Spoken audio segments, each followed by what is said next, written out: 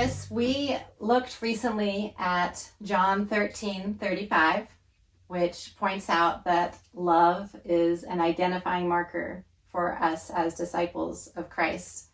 And we looked at 1 Corinthians 13, which gives us a wonderful description of that agape love that we are to take up for one another. Does pursuing loving other people in that way ever feel hard for you? And what do you do when you realize that you're just not loving somebody that you are called to love? Yeah, that's an interesting question, and it did make me think a little bit about my own heart, my own relationships. And the way I thought about it was, at least in my case, I think I'm much more comfortable, just to be very practical, with saying like I'm frustrated with somebody or an interaction. And it's, so maybe the first step is for us to like admit in ourselves that we don't have love for others, because I would say, well, I'm just frustrated. And it's definitely a little bit further step for me to say, I'm struggling to love that person, or I don't love that person. If that makes sense. It seems like a little bit further bridge than to just say, well, I got a little frustrated about that interaction or that person. So maybe the first thing others have too as well is just to admit that while I'd love to say that I'm a loving person every way that I can be, I'm maybe not. The other thing that I thought about, and it was Derek, your husband, that preached the message on that 1 Corinthians passage, in reflecting on it. We're going to talk about it in a couple of weeks when we have a message on friendship.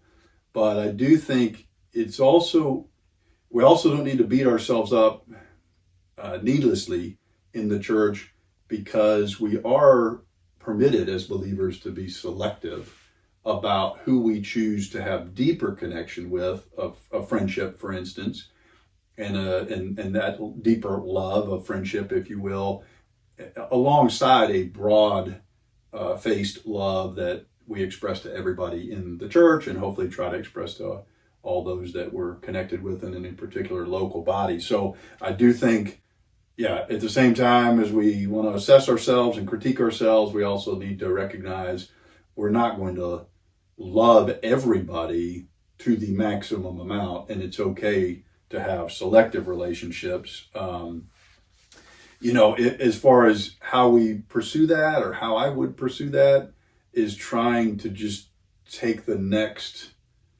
godly step in that relationship is all I could really come up with. I don't think that's necessarily a bad answer, but it doesn't sound particularly profound. Rather than trying to apply all of 1 Corinthians 13 at the same right, time. Exactly. Or a little bit of maybe the old mantra, do for one what you wish you could do for everyone. Like, pick one person to ask them sincerely what's going on in their life or going on in their heart. Ask them, what's happening. I did, the questions presented in a little bit of a personal way.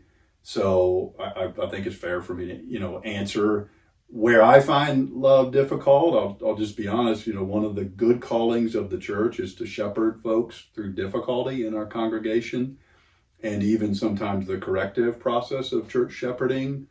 And I do think that's a lot of our staff are often involved in those scenarios. Certainly our volunteer church, elders and deacons sometimes are involved in those. And it does it tests our love and expression of it. And it's easy to get frustrated when you're working with somebody who's, the marriage is struggling and you can't seem to make any progress with that husband and wife to restore them. You're trying as a church to do that. Or somebody's in some sort of theological error and you're hoping to kind of correct them on that. Or somebody's in an addictive pattern of some kind and you don't feel like you're making, all that much progress. So again, for me, it's probably recognizing that I'm not just frustrated with the situation or the person, I'm actually struggling to love. And of course, sometimes love, it needs to be like a tough love, and that's okay too. We're not saying that it doesn't involve that sometimes, or a corrective component to it, but that would be, from a personal side, that's where I do find a challenge as a pastor in the church sometimes. I want to do that. It's a good part of what we do, but it's not always easy to do that. Thank you for sharing that. I appreciate It is. It's such a personal, hard thing to recognize when you're not loving someone as well as you should. But I like that. What's the next step towards loving them that you can take? Yeah. And I think sometimes the Lord really works in our hearts through just doing the next right thing. Absolutely. That way. Yeah. Don't overcomplicate it, maybe, is the answer. Yep.